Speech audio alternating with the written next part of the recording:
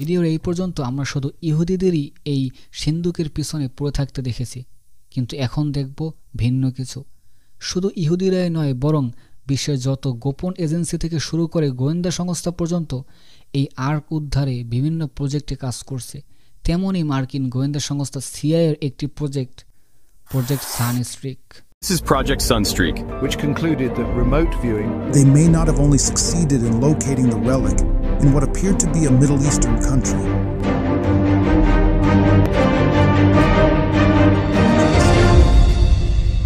মার্কিন গোয়েন্দা সংস্থা সিআই 1986 সালে সানস্ট্রিক নামে একটি অদ্ভুত প্রজেক্ট শুরু করে। তারা সেখানে রিমোট ভিউইংয়ের মাধ্যমে পৃথিবীতে হারিয়ে যাওয়া আর্ক অব দ্য কভেন্যান্টের লোকেশন উদ্ধার করার চেষ্টা করেছিল।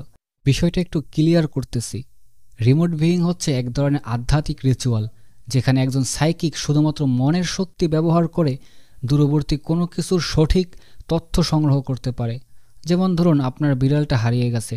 আপনি যদি এখন সাইকিকদের কাছে যান, তারা রিচুয়ালে বসে আপনার বিড়ালের সঠিক তথ্য সংগ্রহ করে বলবে আপনার বিড়ালটা অমুক শহরের অমুক জায়গায় আছে। ঠিক এভাবেই সিআই চেয়েছিল এই মনের শক্তি ব্যবহার করে তাবুতে সাকিনার সঠিক লোকেশন বের করতে, এবং সেই অনুযায়ী তারা কাজও শুরু করেছিল। এর ঠিক 2 বছর পর 1988-তে কয়েকজন সাইকিক দাবি করে বসলো তারা তাবুতে সাকিনার লোকেশন উদ্ধার করতে পেরেছে। তাবুতে সাকিনা মধ্যপ্রাচ্যের এমন এক অন্ধকার কুঠুরিতে লুকানো আছে যার আশেপাশের মানুষ আরবিতে কথা বলে। Is the possible location of the artifact being within an Arab country? ব্যাস, গোয়েন্দা সংস্থার অর্ধেক কাজ কমে গেল। তারা এখন পুরো পৃথিবী ছেড়ে শুধুমাত্র মধ্যপ্রাচ্যের আরব্য কান্ট্রির প্রত্যন্ত অঞ্চলে খুঁজে বেড়াবে। কিন্তু দুর্ভাগ্যজনকভাবে এর 2 বছর পর 1990 সালে অদ্ভুতভাবে প্রজেক্টটা বন্ধ হয়ে যায়। In the late 1990s, after over 2 decades of research and operational activity, the decision to shut down the program came after a comprehensive review by the CIA and other government agencies. সাইকিকদের দেওয়া তথ্য নিয়ে সিআইকে সত্যি অনুসন্ধানে নেমেছিল। সে অনুসন্ধানের ফলাফলই বা কী ছিল?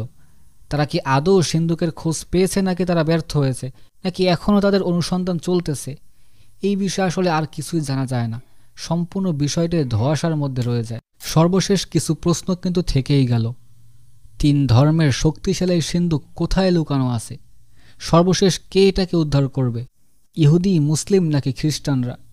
আপনার কি মনে হয়?